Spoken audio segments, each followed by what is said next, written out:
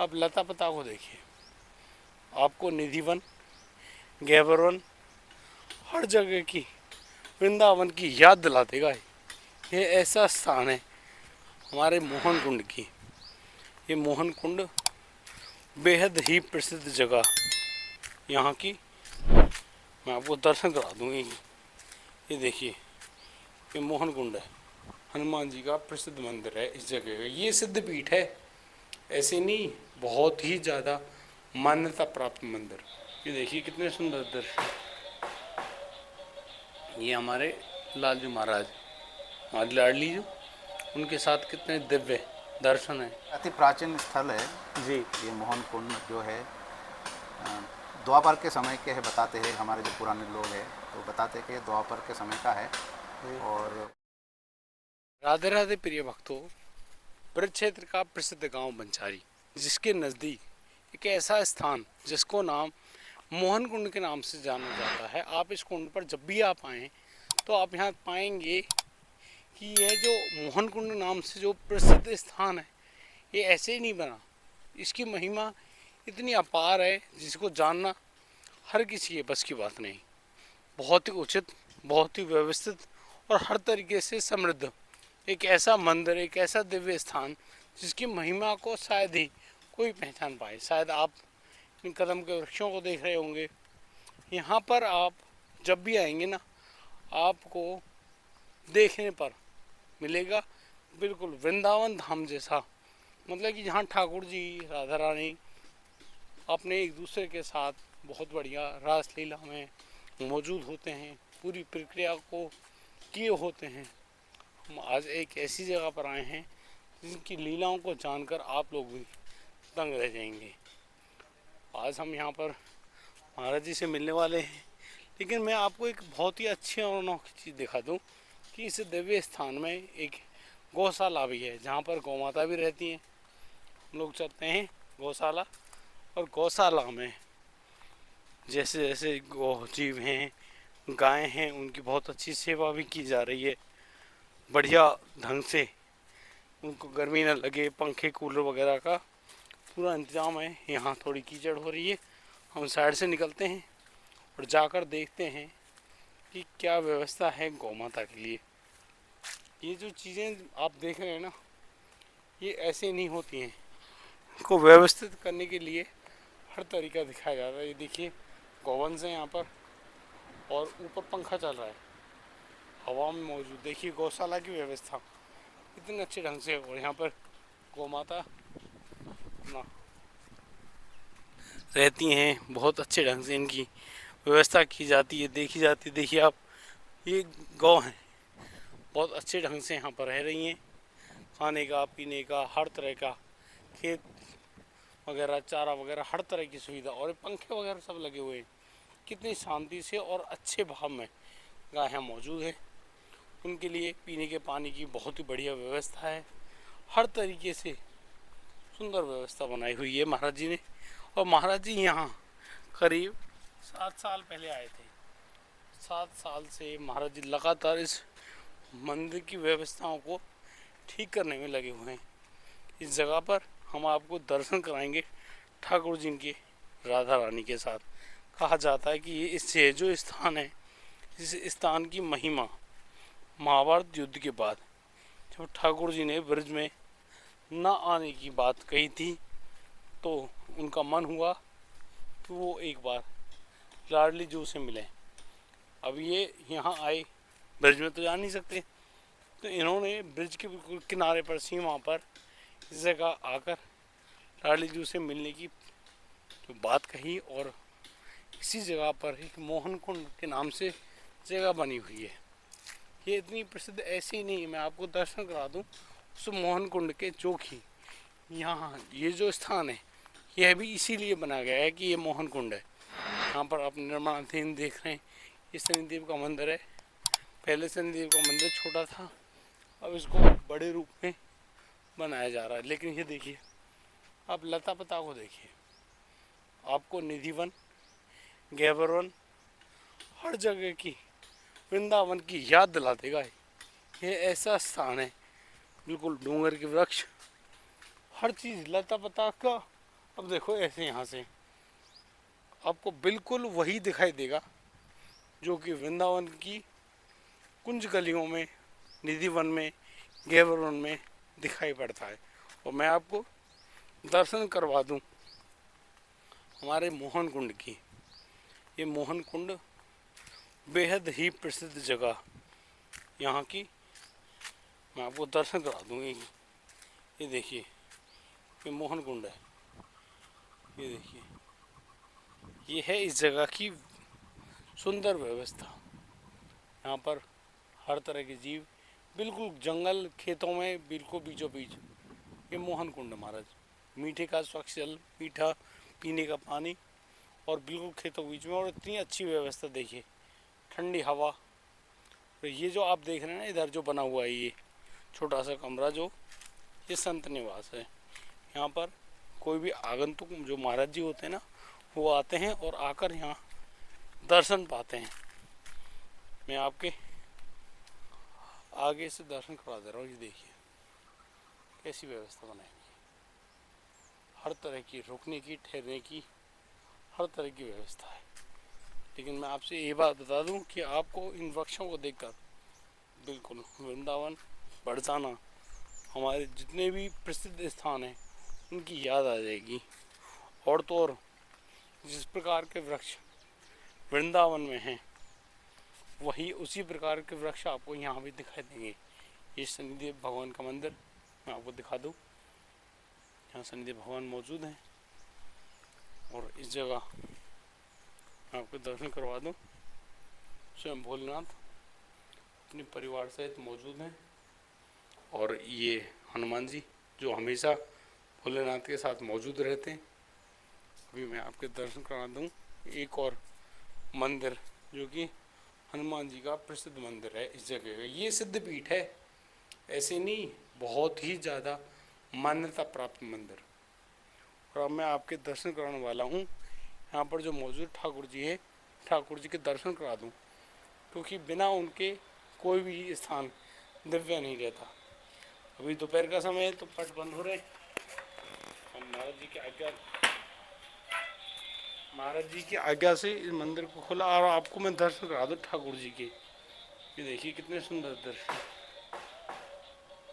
ये हमारे लालजू महाराज, हमारी लाडली जो, उनके साथ कितने दिव्य दर्शन है। देखिए आपको कितने अनोखे दर्शन है। आप यहाँ आएंगे और यहाँ पर जो वातावरण है और जो ऊर्जा है, उससे लगेगा आपको कि आप साक्षात वृंदावन में हैं। आइए अब हम महाराज जी से कुछ बातें करेंगे, वार्तालाप करेंगे, पूछेंगे उनसे बहुत सारी बातें। और ये जो मंदिर आप देख रहे हैं ये अत्यंत प्राचीन है, आज का मंदिर नहीं है, अत्यंत प्राचीन है। और मैं आपको इस दिव्य स्थान की जिन्होंने खोज करी है, हम उनके जो मोहन कुंड है, इनकी जो जिन्होंने खोज करी है बनीवारे महाराज जी, उनकी ये समाधि स्थल है।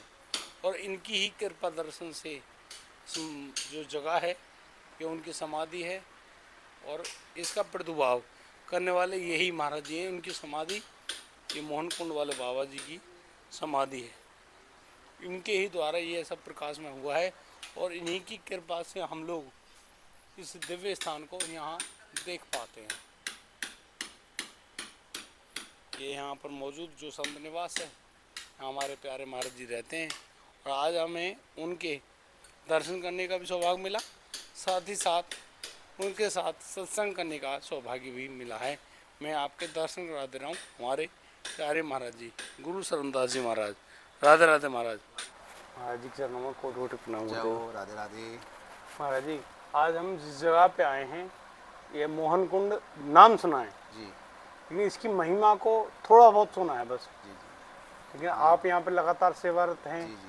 तो आपको इसके बारे में बहुत कुछ पता है। हाँ, पता तो है, और इसीलिए तो हम इस तपस्थली में भजन करने के उद्देश्य से यहाँ आए हैं, भजन कर रहे हैं। तो महाराज इसका प्रकाश बता दें। ये अति प्राचीन स्थल है जी। ये मोहन कुंड जो है द्वापर के समय के है, बताते हैं हमारे जो पुराने लोग हैं वो बताते हैं कि द्वापर के समय का है। और जब भगवान श्री कृष्ण जी कुरुक्षेत्र के युद्ध खत्म होने के उपरांत जब द्वारका को गए जी तब यहाँ इसी स्थान पर श्री राधा रानी से जी भेंट हुई और यहाँ से भेंट करके फिर जी। यहाँ से द्वारका को प्रस्थान किया। ऐसा लोग पुराने जो हमारे लोग हैं वो ऐसे बताते हैं। तो जी। आपका यहाँ इस जगह पे आगमन कब हुआ? मुझे तो इस जगह पे 6-7 साल हो गया जी जब मुझे आभास हुआ जी कि एक ऐसे ऐसे स्थान है मोहन कुंड जी और ऐसे तपस्थली है और ठाकुर जी के स्थान है, जी ठाकुर जी वहाँ रहे। जी। तो मन में विचार आया कि ऐसी जगह में जी। रह के तपस्या भजन साधना करना चाहिए। जी इस उद्देश्य से, और स्थान ये खाली भी हो गया था जी। काफ़ी दिन से, जी कोई संत महात्मा रुक नहीं पा रहे थे। ये एकांत जगह है जी और आश्रम आसपास में कुछ घर मकान दुकान कुछ नहीं है, जी सब ये जंगल। अभी तो फिर भी थोड़ा कम हो गया जंगल, वैसे काफ़ी जंगल था ये। जी तो ये सब देख के महात्मा कोई ज़्यादा रुकते नहीं थे। महीना 2 महीना 4 महीना 6 महीना अपना जितने दिन भजन किया और फिर चले जाते थे। तो महाराज जी, क्या इस अब जैसे और जो संत भगवान आप कह रहे हैं कि डर गए थे? डरे नहीं थे, जैसे उनको जैसे कई चीज़ें व्यवस्था नहीं हो पाती रहने में। अब तो काफ़ी कुछ इससे विकास हो गया। पहले कुछ था ही नहीं, यहाँ पे जंगल से थे, कोई रहने की भी सुविधा नहीं था। जी। तो इस कारण फिर महात्मा जितने तो दिन सुविधाओं के अभाव में उन्होंने इस जगह को छोड़ दिया। हाँ, सुविधा। अच्छा महाराज, जैसे दिव्य स्थल आपने बताया, वाकई में दिव्य स्थल है। दिव्य स्थलों में अनुभूतियाँ होती हैं। हाँ, यहाँ तो रोज ही अनुभूति होती है, कोई ना कोई अनुभूति हमें ऐसा होता ही है। जी। पर वो अनुभूति जो है हम उसको बता नहीं सकते। बताने का नहीं, हम भी क्षमा चाहेंगे। हाँ। हम ये नहीं पूछ रहे कि आप अपनी अनुभूतियाँ, क्योंकि ये छुपा के रखने वाली, ये आनंद वाली चीज़ है, आनंद कि वाली चीज़ है। इसको अंदर ही अंदर आनंद लिया जाता है, जी ये बताया नहीं जाता। और यहाँ पे अब जब से मैं आया हूँ, जब से यहाँ काफ़ी सब लोगों के सहयोग सेवा से काफ़ी विकास में लग रहे और इसको और फिर निखार लाने के प्रयास कर रहे हैं, जी ताकि और अच्छे से अच्छे स्थान ठाकुर जी की भूमि है, जी ठाकुर जी यहाँ आए हैं, उनके जी। चरण पड़े, जी तो इसके अच्छे से अच्छे विकास हो जी और सब दर्शनार्थी और तीर्थ यात्री सब आए यहाँ जी। और दर्शन करके पुण्य की भागी बने, पुण्य प्राप्त करें। महाराज, आपको यहाँ आए कितने साल हो गया? मुझे 7 साल हो गया। 7 साल से आप यहाँ पे हैं। तो तब से जो विकास की गति है जी जो बढ़ गई है। हाँ, बढ़ गई। फिर गौशाला भी बन गया, फिर गौशाला की सेवा भी चलने लगी। गौशाला की व्यवस्था हमने देखी, हमें बहुत अच्छा आनंद प्राप्त हाँ। हुआ, मतलब कि वाकई में बहुत अच्छी है। हाँ, व्यवस्था वही, मेरा तो ये उद्देश्य रहता है कोई भी चीज़ अगर हम करें तो निष्ठापूर्वक करें और अच्छे से अच्छे करने का प्रयास करें। और हमारे यहाँ के गौशाला देखो आप, और भी गौशाला तो बहुत है हमारे यहाँ, बेशक सीमित गौशाला सीमित जी। एरिया है, जी और उसकी व्यवस्था हम पूरे अच्छे से करते हैं। साफ सफाई से लेके खान पान की व्यवस्था बहुत अच्छे से करते तो गुरुदेव, ये जो गायें यहाँ पे विराजमान है, ये आप अपने मतलब कहीं से लेकर आए हैं या फिर लेकर नहीं यहाँ आए छोड़ कर हैं। जाते हैं? ऐसा हैं। ऐसे छोड़ के कोई जाते, ऐसा कि जैसे कोई ऐसे लोग हैं जी। जो गाय रख लिया और आप जी। उसको पालन पोषण नहीं नहीं कर पा रहे, रहे। तो मैं कह देता हूँ कि भाई ऐसे तुम पालन पोषण नहीं कर पा रहे हो तो यहाँ रख दो। हाँ, आप राशि दे दो। ना राशि, सार राशि से नहीं लेता हूँ मैं। अच्छा। वैसे ही आप लोग नहीं कर पा रहे तो कोई बात नहीं, गौ माता की सेवा है, हाँ, उसको हम करेंगे। हमें भी करनी चाहिए। हाँ बिल्कुल गुरुदेव, हम ब्रजवासी हैं हाँ जी। और गौ माता तो हमारे हर घर में मिल जाएंगी। हाँ हाँ, मिल जाएगा। सेवा करते हैं, पूरे भाव से करते हैं। तो महाराज, गौ सेवा का जो भाव है, जो सेवा से जो प्राप्त होने वाली, जैसे कि भाई दूध दही, हम तो वो तो पा ही रहे वो हैं। तो नॉर्मल चीज़ है। हाँ, वो उसके लेकिन गौ सेवा का जो भाव है वो क्या है असली में? भाव तो यही है कि गौ माता में 33 करोड़ देवी देवता विराजमान है। जी आप किसी भी एक गौ माता की सेवा करेंगे जी तो और किसी देवी देवता का पूजा प्रार्थना आप नहीं भी करेंगे जी तो भी आपको पुण्य मिलेगा, उसका फल मिलेगा। जितना कि आप ठाकुर जी की सेवा करने का फल मिलेगा, उतने सेवा आपको गौ सेवा करने का फल मिलेगा। गौ सेवा की महिमा इतनी है। इसीलिए हमारे जो ठाकुर जी हैं वो, हाँ, क्योंकि ठाकुर जी गैया चराए, ठाकुर जी ने गौ माता को अपने संग रखा, हर चीज़ पे किस लिए रखा, क्योंकि वो उनमें भी 33 करोड़ देवी देवता विराजमान है। ठाकुर जी तो द्वापर में आए, उससे पहले भी तो गाय थी जी उससे पहले भी तो गौ माता आई थी। ये नहीं है, इसलिए उसको सबसे प्रिय गौ माता इसीलिए है, उनमें 33 करोड़ देवी देवता का वास है। गुरुदेव, संत भगवान ये भी बोलते हैं कि जो गाय हैं वो एक दिव्य जीव है, ना कि हम लोग जो मानते हैं भाई। हाँ कहना अपराध है, बट मैं वैसे कह रहा हूँ कि हम सिर्फ एक पशु मान लेते हैं। वही तो सबसे बड़ी गलती कि यही है कि हम उसको पशु मानते हैं। जी वैसे कुछ लोग कहते हैं कि हाँ गौ माता है। माता किसको कहते हैं? माता तो उसी को कहते हैं ना जो हर चीज़ का भरण पोषण करे। माता तो वही है जो माता बच्चों का भरण पोषण हर चीज़ की करते हैं, उसी को माता कहते हैं। या तो धरती माता कहते हैं या फिर गौ माता कहते हैं। और किसी को माता नहीं कहते, क्योंकि धरती भी सब उसके पालन पोषण करती है। जीव तो बहुत सारे हैं। हाँ, धरती भी हमारे सारे 33 करोड़ देवी देवता का पालन पोषण, या तो धरती माता करती है या गौ माता करती है। बड़ी गजब की बात बताई आपने महाराज। अच्छा, मैं एक मतलब कि प्रश्न मेरा एक अलग तरह का प्रश्न है पूछो आप। कि संत भगवान से जुड़ा है, आपने कब ये वेश धारण किया?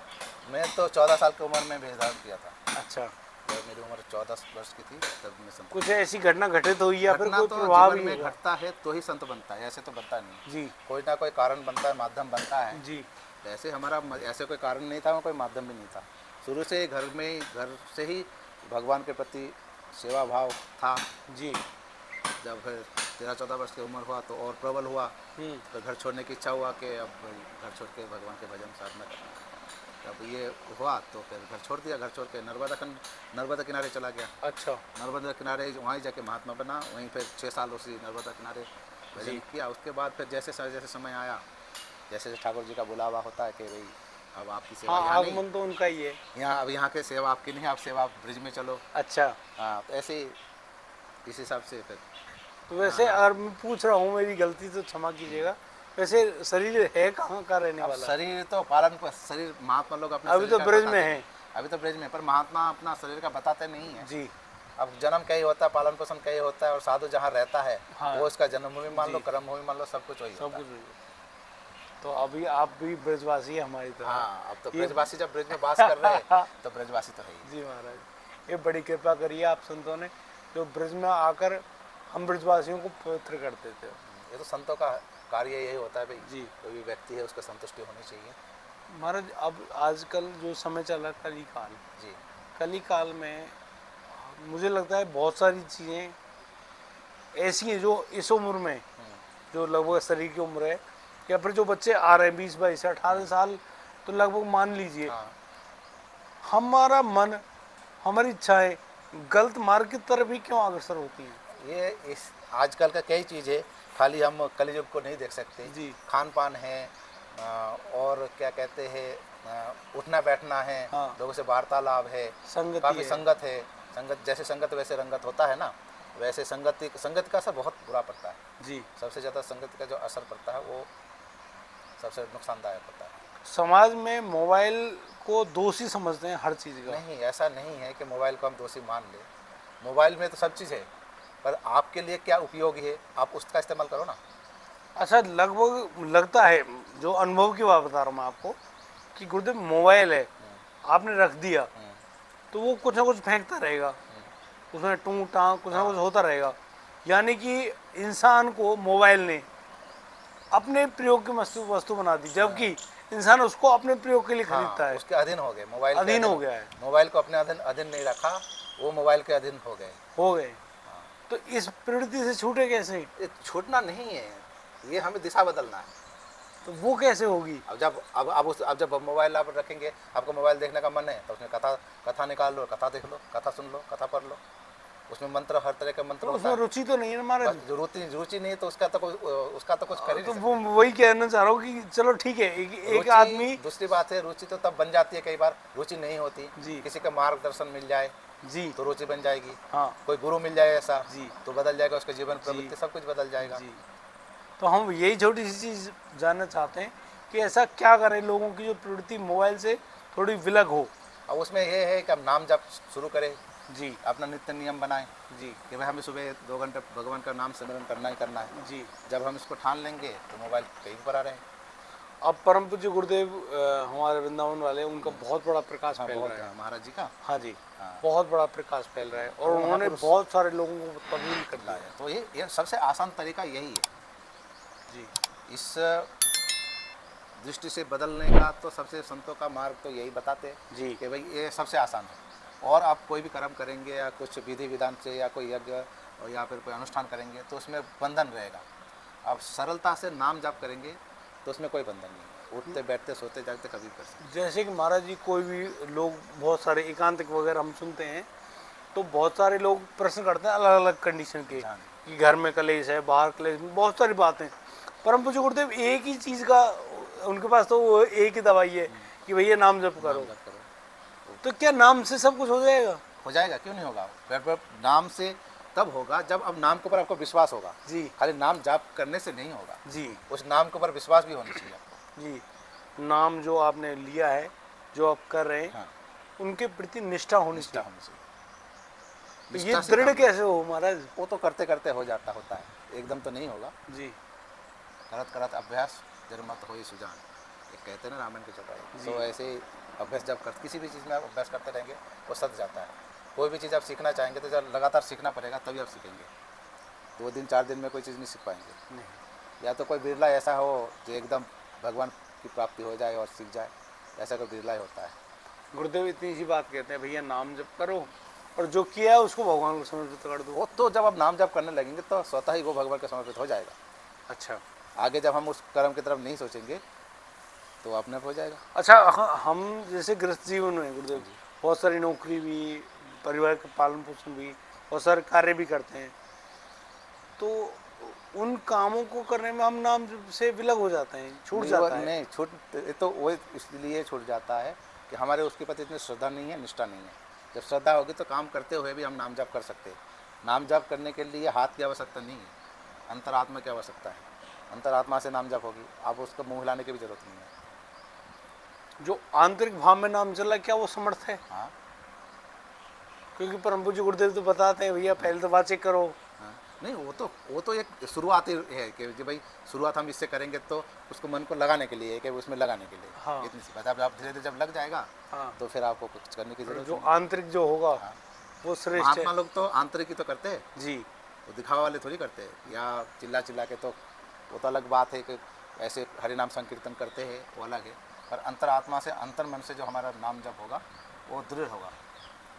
गुरुदेव एक अंतिम प्रश्न है मेरा, मैं आपसे ज़्यादा समय नहीं लूँगा क्योंकि बहुत व्यस्त दिनचर्या होती हैं संत भगवान की। गुरुदेव जीवन में कहते हैं कि बिन गुरु विवेक ना होई, तो सही और शुद्ध जीवन जीने के लिए विवेक की जरूरत है। तो फिर हम गुरु किन को चुने, कैसे गुरु तो आप बनाएं? उनको चुनोगे जिनके प्रति आपकी श्रद्धा निष्ठा बने। जी उसमें कोई भी हो सकता है। जी आपके तो आपके ऊपर निर्भर करेगा कि हमें इस व्यक्ति या इस महात्मा से बहुत कुछ प्राप्त हुआ है, हो रहा है, आगे हमारा कल्याण इसी से हो जाए, होगा। इस उद्देश्य से जब आप उस मार्ग पर चलते रहेंगे तो उसके अकॉर्डिंग फिर आपको गुरु भी मिलेंगे। अच्छा। गुरु आपको मिल जाएंगे। अब ऐसे गुरु से आप दीक्षित होकर उनके दिए हुए मार्गदर्शन का पालन करें और मार्गदर्शन पर चल के नाम जप करें। आजकल नए नए संत आ रहे हैं, नहीं संत तो नए नहीं हैं। मैं एक बात कहना चाह रहा हूँ, जैसे संत नए नए संत आए या फिर हमने कथा लीला उनकी सुन ली, देख ली, हम प्रभावित हो गए, तो क्या हमको तुरंत ही गुरु बना लेना चाहिए? नहीं, प्रभाव कई बार होता है कि प्रभाव थोड़े क्षण के लिए होता है। जी जो लॉन्ग टाइम लाइफ के लिए, जो समय लंबे समय तक का जिस पे हम कर सके कि भाई देखते रहे उसको कि भाई हमारा कल्याण यहाँ से हो सकता है। पहले तो हम ये सोचे कि हमें कल्याण ही करना है कि खाली नाम ही जाप करना है, ये भी तो बात है। कई लोग ये सोचते हैं भाई हमें तो नाम जाप करना है, खाली हमें जो मनुष्य जीवन मिला है खाली नाम जाप कर लिए तो मिला है। बाकी तो आपका ये कर्म है, शरीर मिला तो शरीर के कर्म है, ये तो आपको करना ही है और करना ही चाहिए। बिल्कुल। हाँ, उसको करते हुए जो आप नाम जाप करेंगे, भगवान का स्मरण करेंगे, गुरु का दिया हुआ मंत्र का जाप करेंगे, तो वो निश्चित ही आपको। गुरुदेव फिर मोक्ष जरूरी है, कल्याण जरूरी है या निकुंज में वास जरूरी है? ये तो आपके ऊपर निर्भर करेगा, आप क्या चाह रहे हैं। जी आपका उद्देश्य क्या है? क्या आपको निकुंज में वास करना है जी कि आपको मुक्त होना है, जी कि दोबारा जन्म लेके फिर भगवान का भजन करना है? जी। तो उसके ऊपर निर्भर करेगा ना, उस दृष्टि से फिर आपको फिर तो उतना भजन करना ये पड़ेगा। हमारे चाहने से हो जाएगा? नहीं, उसके हिसाब से फिर आपको उस हिसाब से भजन करना पड़ेगा ना। अगर दिल्ली जाना तो उधर दिल्ली के रास्ते पे चलना हाँ, होगा। दिल्ली के रास्ते चलना होगा तो दिल्ली का जाने का साधन भी तो बहुत है। जी हाँ, साइकिल से भी जा सकते हो, रिक्शे से भी जा सकते हो, बस से भी जा सकते हो, ट्रेन से भी जा सकते हो, पैदल भी जा सकते हो। हाँ, अगर दिल्ली हमारा मार्ग दिल्ली है कि दिल्ली जा पहुँचना मिले तो हम कौन सा रास्ता अपनाएं? तो कौन सा रास्ता श्रेष्ठ है गुरुदेव? ये तो आप देखोगे कि हमें किस हिसाब से चलना है। जैसे कि जीवन में मोक्ष की मांग करी जाए या फिर कल्याण की मांग की जाए या पुनर्जन्म की मांग की जाए या फिर दोबारा कभी आना ही ना हो, तो ऐसे क्या मांगे हम? मांगना कुछ नहीं है, नहीं, चाहत साधन करें। तो है, नाम जप ही है। जी उसी की जब नाम जप, जैसे अब हम एक दिन में हम 1 घंटा भजन कर पा रहे, जब हमारा उसके प्रति अटूट वो हो जाएगा कि अब इसके सिवा हमारा कुछ है ही नहीं। जी। अब मीरा जैसे ने सब कुछ छोड़ दिया ना, तो भगवान को प्राप्त हो गए। मेरो तो गिरधर गोपाल दूसरों यहाँ तक ना हुआ कि कोई। भगवान ने उस आपको अंदर समाहित कर लिया स्वयं। स्वयं। बहुत बड़ी बात है। तो बहुत उसके बड़ी पास बात। किसी चीज़ की कमी तो नहीं थी, किसी हैं? राजा तब भी की। सब कुछ छोड़ के भगवान का भजन में लगे ना। अब ये होता है कि हमारा भगवान का भजन क्या उसमें जरूरी नहीं कि इसी जन्म में हो मिले, जी। उसके लिए कई जन्म भी लेने पड़ेंगे। तो हम ये भगवान से तो मुक्ति मांगे ही ना, भगवान से तो भक्ति मांगे तो स्वतः सब चीज़ मिल जाएगा। अच्छा। जब भक्ति हम मांग लेंगे ना, अब भक्ति हम मांग लेंगे तो भक्ति में सब कुछ समाहित है। जैसे जैसे हमारी भक्ति बढ़ेगा वैसे वैसे चीज़ मिल जाएगी अपने आप। हाँ। तो हमें भक्ति मैया चाहिए। बस, ठाकुर जी हमको बस अपना भक्त बना लो, बस भगवान आपकी का भक्ति करते रहें, बस। जो आपको चाहिए हाँ, जो आपको क्या करना है वो आप जानो। आप करो। हाँ, आपको क्या करना है, मोक्ष देना, फिर दोबारा जन्म देना, क्या देना, हमने आपको पर छोड़ दिया। हमें बस ये है कि हमें हमसे भक्ति होता रहे, भक्ति हम करते रहे भगवान की। बस अपने आप को हाँ। समर्पित कर दो। ठाकुर जी अब आप संभालो भैया, हम तो तुम्हारे जैसे भी हैं। जैसे भी। तो पक्का हाँ, पक्का, इसमें कोई संदेह फिर नहीं। कल्याण है। फिर कल्याण ही कल्याण है। गुरुदेव बहुत गजब की बात है। और जीवन को मैं मतलब सच में बता रहा हूँ कि अगर जीवन को कोई एक आपकी कही एक भी बात को कोई भी पकड़ ले, इतने हमारे दर्शक भी हैं। हाँ, संतों की बात को बस कोई सी बात को एक पकड़ ले कि भाई महात्मा जी ने ये कहा, हम इस पे चलना है, तो व्यापार है। उसी को पकड़ के हाँ। और आप निष्ठापूर्वक निष्ठा। आगे बढ़ते चले जाए तो बेड़ा पार है। आपको किसी प्रकार की कोई भी परेशानी नहीं। आएगी ही नहीं। ये जो परेशानी हमको लगता है तो शरीर की परेशानी है, आत्मा की परेशानी है कोई तो कुछ थोड़ी है। ये जो परेशानी हमको लग रहा है ये तो शरीर की, ये कर्म की है, जो पूर्व जन्म के हैं। हाँ। और हम जो ये जीवन जी रहे ये थोड़ी जी रहे, अभी का थोड़ी जी रहे, तो पूर्व का तो जी रहे। तो जो अब जी ने वो इसमें ये जीते हुए जो हमसे भगवान का भजन होगा, जी। साधना होगी, जी। वो बैंक बैलेंस है हमारी। अच्छा। फिर उसके अकॉर्डिंग आगे जीवन मिलेगा। परम पूज्य गुरुदेव कहते हैं जाना है हाँ, और कुछ साथ नहीं जाना है। वो तो सबको पता है कि उसने साथ नहीं जाना है। अच्छा नहीं, जाना तो है। हाँ। ये नहीं गलत, ये तो गलत है कि कुछ नहीं, जाना तो है, कर्म हमारा जाना है। नहीं मतलब कि यहाँ का हाँ। यहाँ का तो कर्म ही तो जाएगा, यहाँ का किया गया कर्म ही जाएगा कर्म ही हमारे जाएगा साथ साथ में, और कुछ नहीं हमारा मन जाएगा हमारे साथ में। जाएगा। मन तो फिर रही जा रहा है जी। हमारा जो किया हुआ कर्म है, जी। अच्छे बुरे दोनों, वही जाएगा। जो हमारे आत्मा के साथ विचरण करते हैं, हमारा मन और हमारे कर्म ये हमारे साथ जाते हैं। हमारे साथ। कहने का मतलब ये गुरुदेव जी ये कहते हैं कि भाई कुछ साथ नहीं, कुछ मतलब जो हमने संसार में सांसारिक जो भौतिक सांसारिक वस्तु की जिनका कुछ नहीं संग्रह साथ किया जाएगा, है वो साथ नहीं वो साथ जाएगा। नहीं जाएगा। तो वही कह रहे हैं ना। तो परम पूज्य गुरुदेव यही बात कहते हैं भैया कि जाना है, ये निश्चित हो गया, इस दुनिया से जाना है। जब मनुष्य जन्म लेता है तभी उसके मृत्यु का लिख जाता है कि भाई, अच्छा ये लिख दिया गया हाँ, है। जन्म के साथ ही मृत्यु लिख के आता है। पल समय घड़ी घंटा जो सब। कुछ फिक्स है। ऐसे समय भगवान के जो चित्रगुप्त के जो डायरी है उसमें वो खाली श्वास होता है, अच्छा श्वास लिखा होता है, ठीक है। इतने श्वास लेगा, ये इतने श्वास तक जीवित रहेगा। ठीक है। उसमें साल महीना, अब ये कितना लंबा खींचता है, कितना जल्दी करता है, ये हाँ, उसकी ये निश्चित। सब कुछ है। अच्छा जी। श्वास की गिनती होती है वहाँ। जैसे पहले पूर्व के महात्मा हमारे जो 200 250 साल तक समाधि में बैठ जाते तो उनकी उम्र 200 तक 250 तक हो जाते थे। तो इसी कारण श्वास को रोक लिया, उम्र बढ़ गई। अच्छा ये है उसका राज। बहुत बड़ी बात है। तो योगी पुरुष है गुरुदेव वो कर पाते इसीलिए तो योगी है ना वो, तो उसने उम्र बढ़ा ली। उम्र किस लिए बढ़ाए? और भजन करने के लिए। हाँ। अब वो लोग तो स्वतः मोक्ष की प्राप्ति उनको, पर उनको भले हमें तो और भजन करना है, भगवान का और भजन करना है। अच्छा गुरुदेव रात को ये सोते हैं, भजन कर रहे हैं, नाम जब चल रहा है, रात को सो गए, छूट गया ना नाम? नहीं, वही तो बात है, जब आपका कंठस्थ हो जाएगा हाँ। और जब उसमें लगन रहेगी ना, आप सोते हुए भी आपका अंदर मन से नाम जप चलता रहेगा। वो जो उसको छूटने नहीं बोले। नहीं छूटेगा वो। अच्छा जी। हाँ, जब श्वास में वो चलता रहेगा, श्वास के साथ में नाम रस चलता है। बहुत गजब की बात बताई हमें गुरुदेव। और बताइए। सच में संतों की ऐसी कृपा यदि हमारे जैसे दुष्ट प्राणियों पर हो जाए तो बड़ी कृपा हो जाए महाराज। सच में हम तो कुछ भी नहीं है गुरुदेव, बहुत तुच्छ हैं, बहुत नीच हैं। पता नहीं क्या किया है क्या नहीं किया है, इतने बड़े पाप हुए अब हमसे। आप उसको सोचो ही मत ना, जब भगवान के आप सानिध्य में लगने लगेंगे, उनका नाम जप करने लगेंगे, तो स्वतः वो चीज़ भूलते जाओगे, उसको याद ही नहीं रहेगा। हाँ, बस अब ये एक बीड़ा उठाया है कि संतों की कृपा पानी है, हाँ, बहुत अच्छी बात है। उनके और संतों की सत्संग सेवा पाने। में, सत्संग में, जो सत्संग का लाभ लो आप, और अपना जीवन कल्याण हो जाए, इसके अग्रसर होते रहो। बहुत बहुत ठीक है जी। जी। राधे ठीक है राधे। जी, राधे राधे जी।